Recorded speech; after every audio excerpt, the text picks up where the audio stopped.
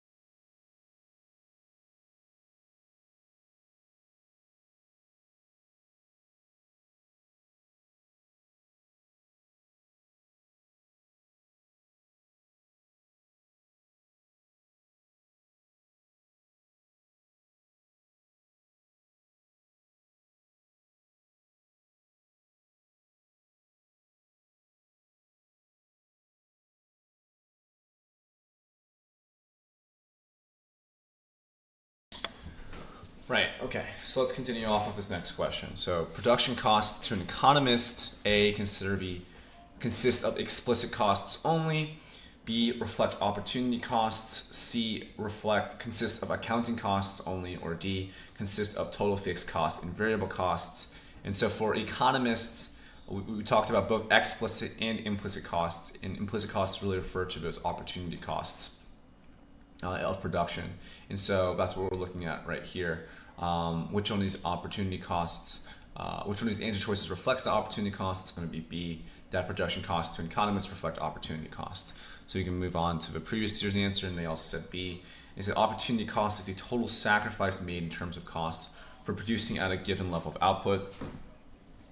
Is the cost of alternative opportunities sacrificed or given up.